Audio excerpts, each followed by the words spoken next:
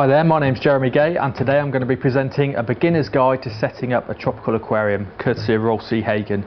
Now the aquarium that we've chosen is a fluval Roma aquarium. It's the Roma 125. That means that it holds 125 litres, which is a good medium-sized tank for the beginner. It's not going to take up too much room in your living room. This one's probably about the size of a small flat screen TV, and it comes on a cabinet as well. Now the cabinet is quite unusual in that firstly it's got these doors that push open instead of the normal handles, which gives you a neater finish, but also it comes in a variety of colours. This one comes in two tones. It comes in light oak, and the darker colour on the doors is called mocha. But what you can do if you don't want the mocha, if you just want it as completely light oak, these doors are actually reversible, and so you can have the light oak finish or the mocha as well. And there's also a black and a silver version, so you can have a black cabinet with silver doors or pure jet black. And the aquarium itself comes with some equipment provided, everything that you're going to need to get started. So there's an internal power filter which is going to break down the fish waste and keep the water clear. There's double T8 lighting, as you can see there, which are obviously going to illuminate the fish, showing off the colours, but they can also be used for plant growth, for growing live plants. And there's a heater as well. Now if you live in the UK and you want to keep tropical fish, like say neon tetras, guppies, angelfish, Siamese fighters, they all come from the tropical regions of the world, and the UK is just too cold, so we use what we call a heater thermostat. Now the Roma aquarium comes with a fluval-tronic heater. It's got a heating element at the bottom, a thermostat at the top, and an adjuster knob so that you can set it to exactly the right temperature.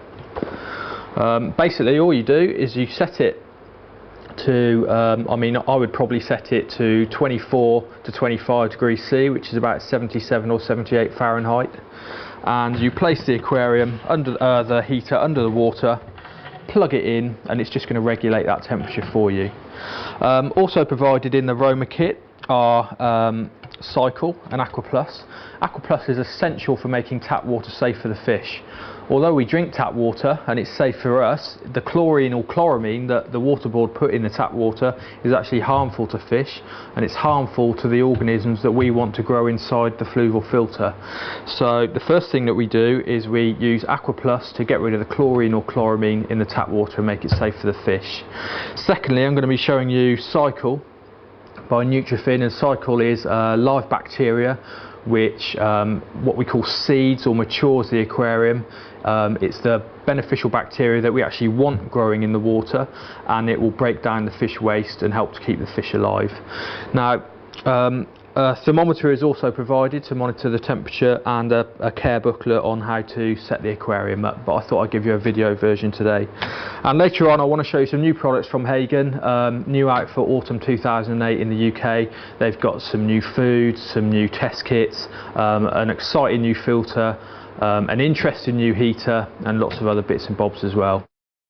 Right, let's take a look at the new equipment from Rolf C. Hagen. This is, first of all, one of the most exciting products, I think. This is the new fluval internal filter. They call it the U series. This is the U3 internal filter. So it's the third one up in the range, suitable for aquariums of kind of around about 3 feet, or say 100 plus litres in volume. The first thing that you notice is that it's got a twin outlet. That's quite novel, I think. You don't often see that. In fact, I don't think I've seen it on many, if any, other filters. So this is a really good thing, because what I feel it's going to give the aquarium is circulation. You're going to get circulation at the top, which is going to aerate the water and aid gaseous exchange, but you're also going to get circulation towards the lower parts and the bottom of the aquarium, which is then going to aid you in getting rid of dead spots and in removing detritus from the bottom. So it looks really useful.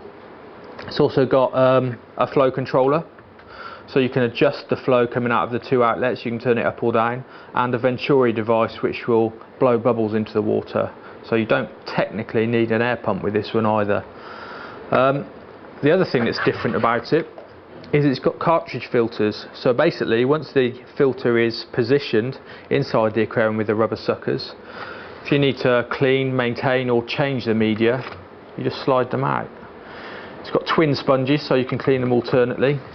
It's also got a carbon pad a white floss pad on the inside there, and even better, it's got biological media in the middle, and the biological media can just do the function of breaking down ammonia and nitrite using bacteria, and the sponges and the floss pad, the polyester pad, can just mechanically filter, and the carbon can just chemically filter. So you've actually got all 3 stages of filtration covered: mechanical, biological and chemical, all in one internal filter.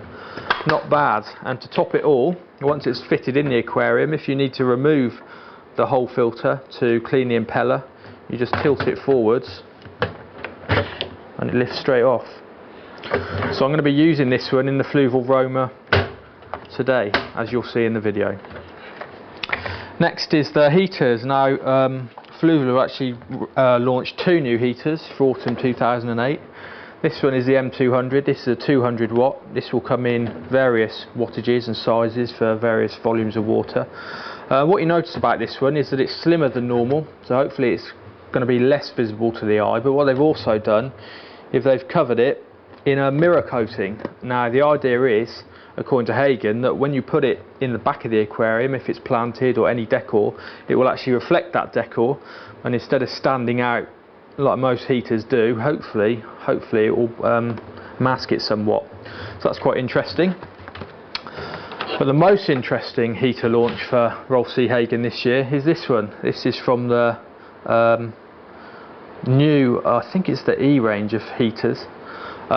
Firstly, it's in a protective case, and so it's going to be knock proof. Your fish aren't going to burn themselves. Connects with rubber suckers.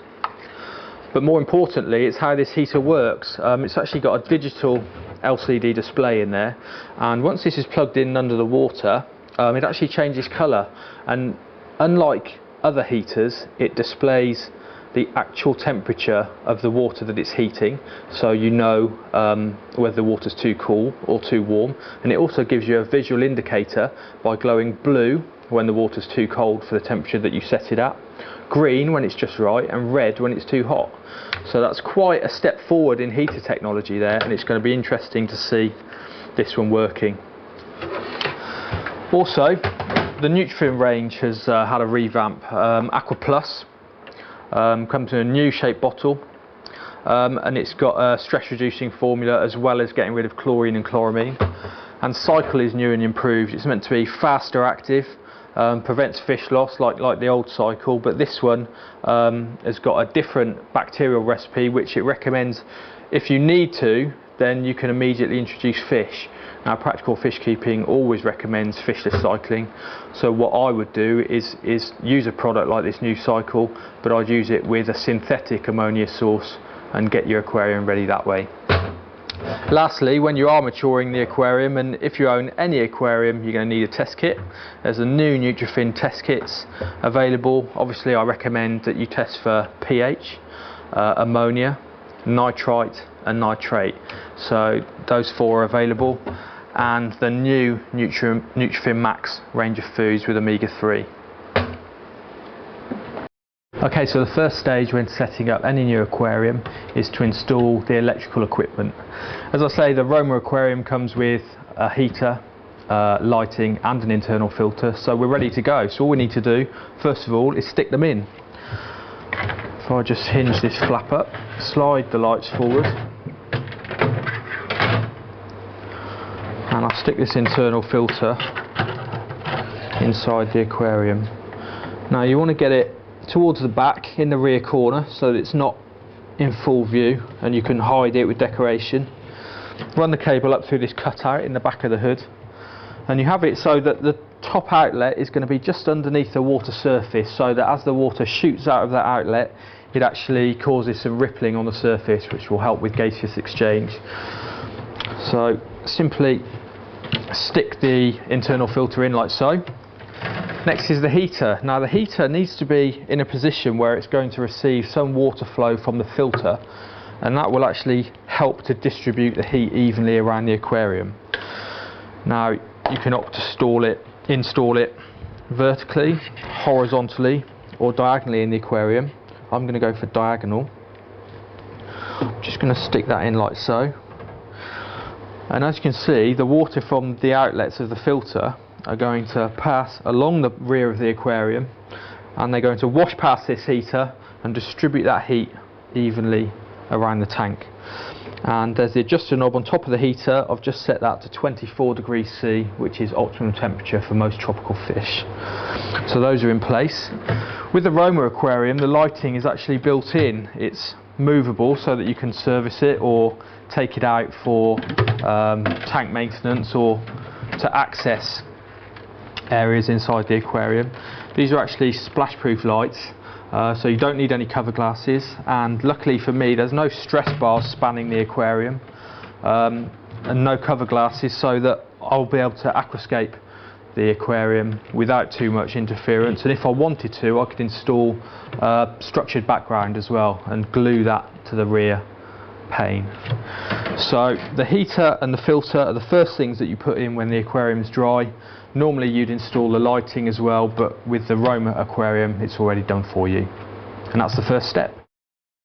The next step is to install the decor. Any aquarium will need a substrate on the bottom, like a gravel or sand, some rocks or wood or ornaments to give the tank a bit of detail and give somewhere for the fish to actually hide. And I'm also going to be introducing some live plants into this aquarium. So we start at the bottom, and I've chosen some white river gravel, which is quite a coarse gravel.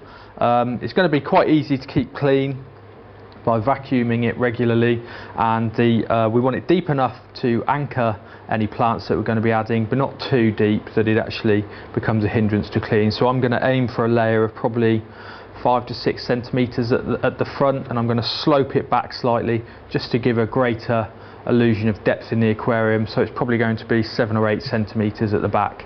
And to wash it, I've just poured the bag of gravel into a clean bucket and just rinsed it vigorously under the tap.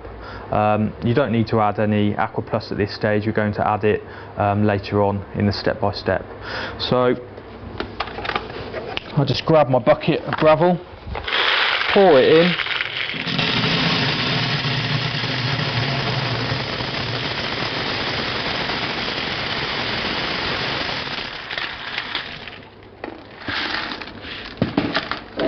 and then I'll just liberally spread it across the bottom with my hand.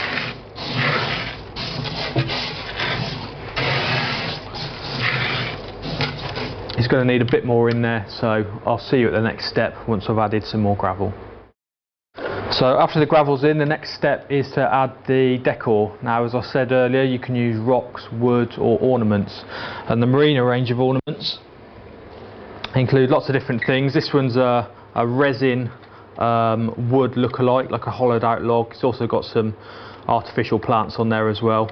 Artificial plants, they're a matter of personal taste. I tend to prefer the live plants. I tend to prefer the real decor as well, but this is useful because you're not going to find a real hollowed out piece of bogwood like that, and the fish can actually use that for hiding. Small catfish and even dwarf cichlids will take up residence in there.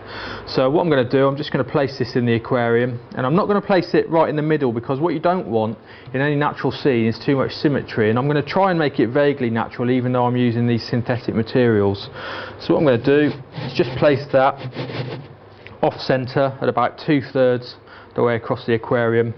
It's going to sink as soon as I add water. It's lightweight enough not to cause any damage if you drop it, so I'm just going to place it like so, dig it into the gravel, and that's that, instant decor.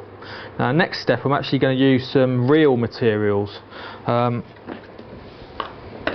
It's rock called red boulders, just angular, kind of natural looking chunks of rock, nice and dense, so be careful, don't knock the glass with it when you're actually putting it in the tank. And I'm just going to offset the replica ornament on the one side with the real rocks on the other side. And what I'm going to do, I'm going to dig that right in. What you need to do with rocks is make sure that they're actually sat right on the base of the aquarium.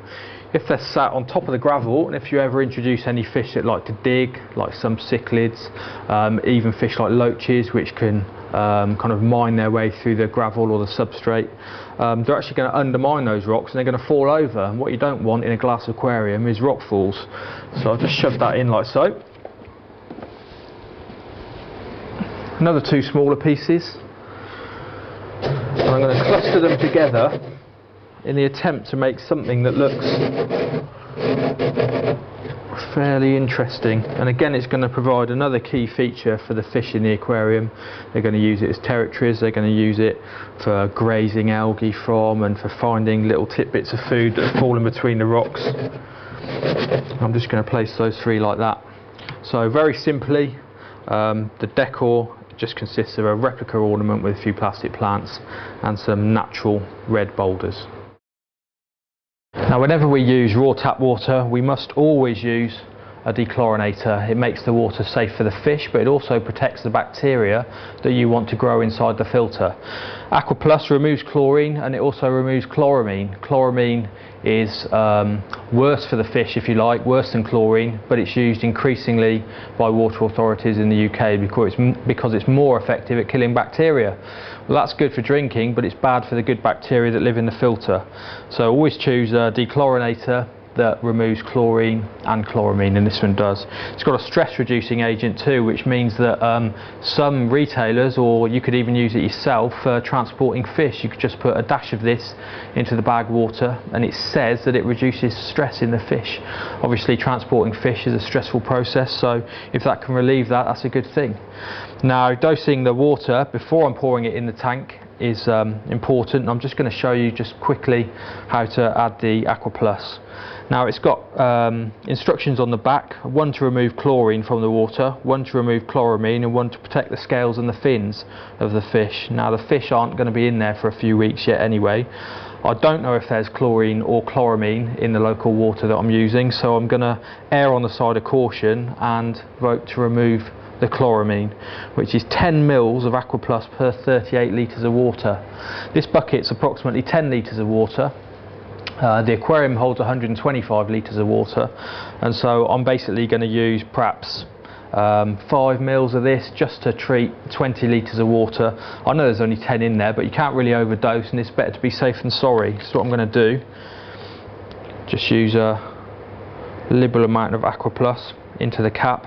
I'm going to pour it in straight into the cold water, and to distribute it in the water in the bucket, I'm just going to give it a stir with my hand, leave it like so, and it's ready to pour in. Easy.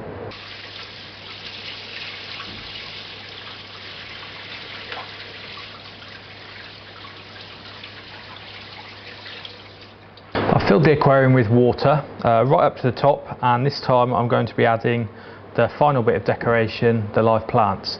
Now, there's three ways that you can plant the aquarium. You can plant it what they call dry, which is before there's any water in there, and you can meticulously place all the plants in the right positions for you. You can half fill it, which will hold up flimsy plants like a bomba or vallisneria, so you can see just exactly where they're going to sit in the water. Or in the case of this aquarium, because it's not too large and it's quite convenient just to fill the whole thing, I've opted to fill it up to the top, and I'll just plant it with it filled with water.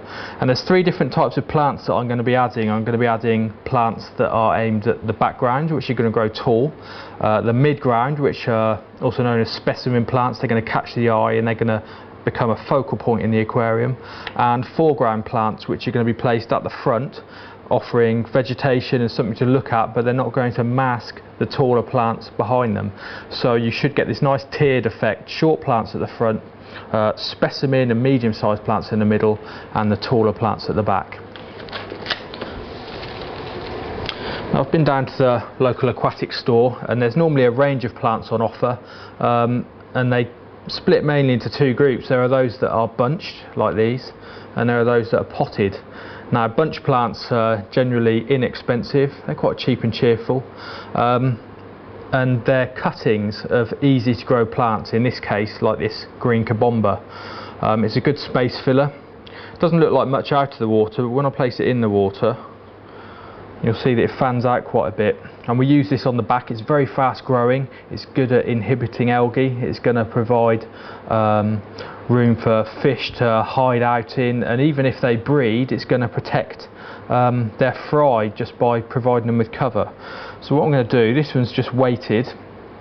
You can if you want to separate these bunches, and the best way is to plant every individual stem, but just for convenience and because it's a new aquarium and I'm not focusing too much on the plants, I'm just going to place this bunch in the corner like so. I'll just push the gravel aside and stick it in.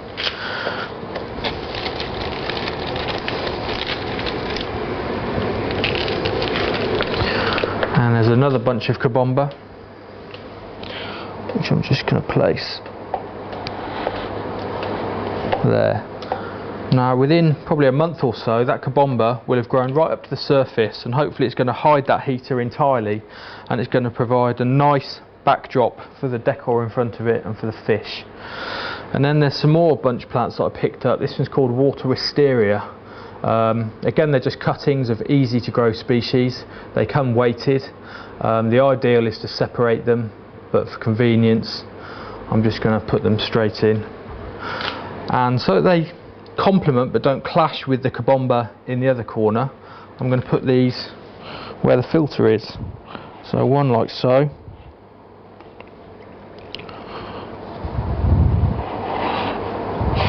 another one there behind the rocks, and as these grow up, these are going to hide the filter. So just by placing the decor to maximum effect, I'm actually going to hide the heater and the filter, so eventually we'll get more of a natural scene. And now for the mid-ground. This is a potted plant. Obviously it comes in a pot, and it comes in this mineral wool which the growers use as a rooting medium for the plant. Now we don't really want this in the aquarium. It's got a kind of a terracotta disc on there as well. If you just dropped it in, the plant's not going to die, but it's not going to be able to put roots down either, so it's not ideal for this plant. This is a type of Amazon sword plant called Echinodorus, and it's one of those specimen plants for the mid-ground that I was talking about, and it's going to provide a focal point. But the thing about most potted plants is they actually prefer to take root in the gravel, whereas the bunch plants and the cuttings aren't really too bothered. So what I'm going to do is just remove the pot and the label, prise away the mineral wool carefully away from the roots, and that terracotta disc on the bottom, that's just acting as a weight for when the plants are on display in the shop. Now this is interesting because when you pull the pot apart, pots generally are more expensive than bunches, but if you look, that's actually 3 Amazon swords in there.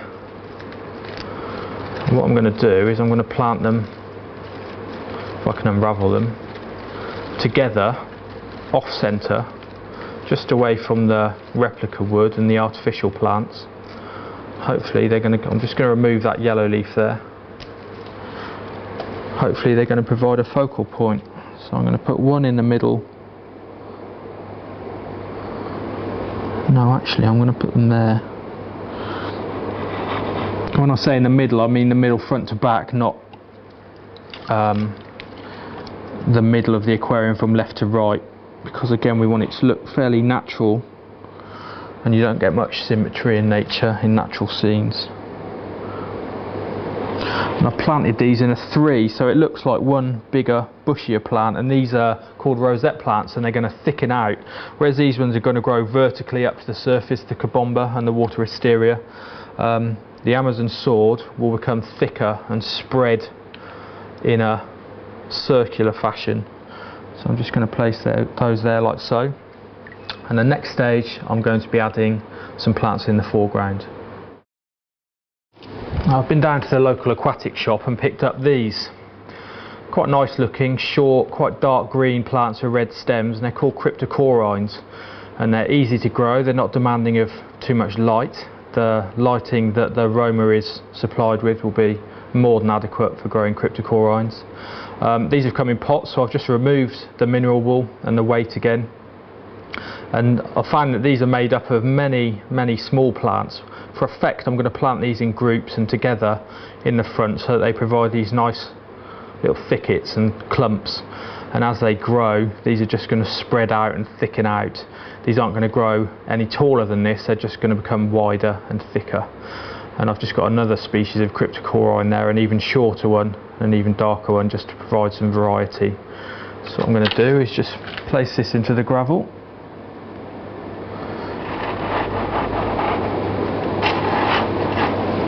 One in that corner.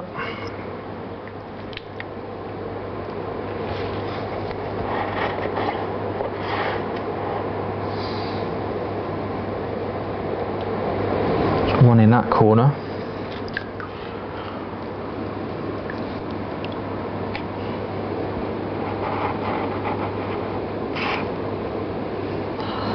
One in the gap between those rocks, and then this odd one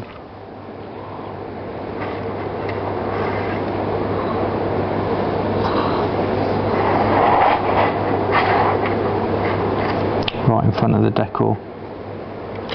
And that's it. All these plants should be easy to grow, but the next stage is I'm going to show you quite a different way of growing plants and making sure that they don't just survive but thrive in the aquarium. Okay, now when you actually step into growing live plants in the aquarium for the first time, you're actually entering a slightly different area of the hobby, which is quite different to keeping the fish themselves. Plants can benefit fish in a number of ways. They can actually also use ammonia and nitrates in the water to grow, and so as they absorb those, it means that the water is kept purer for the fish, and in the daytime when they're underneath the bright lights of the aquarium, they actually produce oxygen. So they can purify the water and they can oxygenate the water, which is both a really big bonus when you keep fish, which is great. But plants actually need three things in order to survive. They need light, they need food in the form of fertilizer, and they need carbon dioxide. Now we can actually add carbon dioxide to the water through this special kit. This is called the natural plant system, and it actually introduces carbon dioxide, or CO2 for short, through this canister which sits in the cabinet underneath and produces the CO2, and this diffuser here which actually introduces the gas into the water. Now you may have already done a bit of reading as to how to keep fish, and basically when you keep fish, oxygen is good and CO2 is bad because too much CO2 can poison fish. But what we actually do is, by introducing small but safe levels of CO2 into the water, the plants use that CO2 and they produce oxygen instead. And so just by introducing a little bit of CO2, you can actually increase the oxygen in the water, and when the plants grow better and they use the carbon in the carbon dioxide as a building block and to grow their structures, they will actually take up more nitrate, more ammonia, and so you get this nice kind of circle, this nice ecosystem forming in the aquarium. So what I'm going to do, I'm just going to quickly fit this, first of all, the canister. It's got some sachets. I need some sugar just from the kitchen, just normal kind of supermarket sugar, and I need some water. So I'm going to get that one set up, and I'm going to place this diffuser inside the aquarium where it can distribute the CO2. It's going to take a few days to get running, so you're not going to see the effects from it straight away. And this little box also comes with Nutrifin Plant Grow, which is a liquid feed for the plants. And so straight away I've got my nice little triangle for success for the plants. I've got the double lighting, which comes supplied with a tank. I've got fertilisation or food in the form of the Plant Grow, and I've got carbon dioxide, which comes in this neat little kit. So hopefully by introducing carbon dioxide to the water, well, I say hopefully, I actually know it's going to improve conditions for the plants, which long term will improve conditions for the fish, which is really good. And one of the last stages in setting up is to introduce the live bacteria from the cycle and to plug everything in and get it running ready for fish. Now, as I said earlier, the cycle is a new formulation, more powerful and faster acting than the old cycle, and this one says that if you have to, you can immediately introduce fish. Now we prefer to leave it. We recommend fishless cycling, so what I'm going to do, I'm going to add some of this cycle and I'm going to fishless cycle this over the next couple of weeks.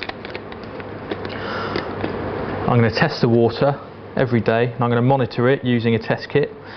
The two test kits that you're definitely going to need are ammonia and nitrite, but you're also eventually going to need a nitrate test kit because ammonia is converted into nitrite and nitrate. And pH is worth monitoring as well, so that you can make sure the water conditions in your tap water are going to suit those of the fish, because some fish like low pH and some like high pH, and the pH of the water can also affect the toxicity of the ammonia. So what I'm going to do is add this cycle as directed. Again, if you're unsure, it's better to overdose than underdose. This isn't going to cause any harm to the fish. And for this one, we've got a new aquarium dose of, on day one, of 25 ml per 38 litres. Well, if we round that up to say 40 litres, this is 120 litres gross. You're looking at about 100 ml of cycle to go in today. So that's quite a bit, so I'm just going to liberally add this.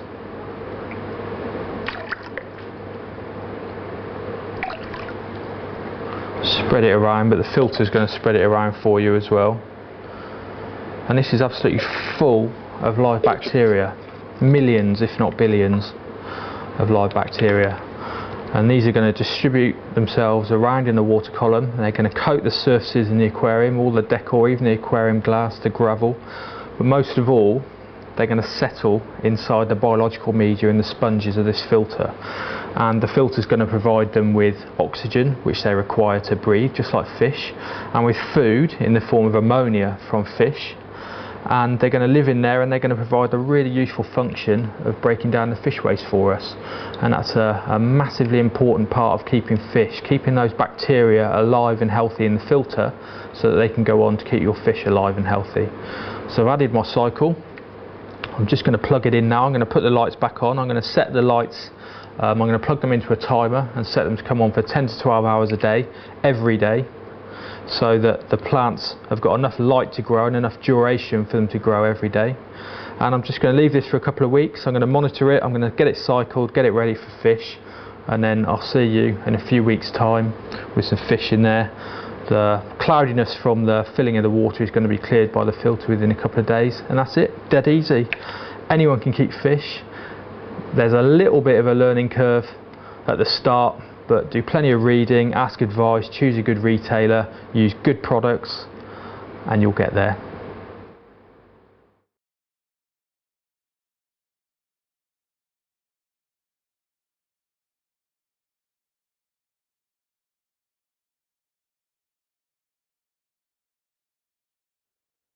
Welcome back to the beginner's guide to setting up a tropical aquarium, sponsored by Rolf C. Hagen. We're a couple of weeks on now. I've matured the tank using the cycle. We obviously dechlorinated with Aqua Plus, and I've been using my Nutrifin test kits to test the water, make sure that ammonia and nitrite levels have risen but then gone back down to zero in readiness for fish. Over the past few days I've been slowly, steadily adding some fish. It's a beginner's tank, so we don't want anything too difficult. We want fish from different families, and we want to show off the variety of what you can have in a tropical aquarium, but we don't want to put too many fish in too soon. And some fish, like say neon tetras, some of the more sensitive species of catfish perhaps, are actually better off going into the aquarium in a few weeks or even months' time, and so I've left those out just for now and just added a few hardy tropical species. We've got the black phantom tetras in the bottom there. They're kind of a mid water swimmer, and I've added 6 of those. See the colourful platies at the top there, great for beginners, hardy, cheap, readily available, and they breed too. They're live bearers, so it's quite likely that by introducing a group of platies like I have done, that you'll actually get young platies, which is great for kids, and it gives you a bit of interest and something, a new dimension to the hobby. I've got some catfish on the bottom. These are called Corydorus aeneas, or the bronze Corydorus, one of the cheapest and most readily available Corydorus, and it's a bottom scavenging fish, which, as you can see now, it's just hovering over the gravel there and just kind of pushing their barbels or whiskers in between the gravel, just picking up morsels of food. Great accompaniment to tetras. They live with tetras in the wild, and the 2 species get on absolutely perfectly. And in the top corner at the rear there, I've got a pair of honey gouramis. They're actually a golden variety, so it's given me a bit of yellow colour. And I've added some dwarf neon rainbows as well, which are one of the most suitable fish. Rainbow fish get more and more colourful as the tank matures and as they get older, and they're going to give a nice kind of blue colour to the tank. I think it's important with new tanks and beginners tanks to add as much colour as you can, but natural colour. So I haven't gone for any coloured gravels. Instead I want the colour to come from the fish, and so those neon dwarf rainbows, I've added 5 of those, and they're just going to mature and swim in the mid water with the tetras, and we'll see how the water goes and the aquarium matures. So that's about it for now. Whatever you do when you're adding fish in the future, take your time, do your research, always test the water, maintain the filter nice and regularly, and that's it. That's how to maintain a successful tropical aquarium.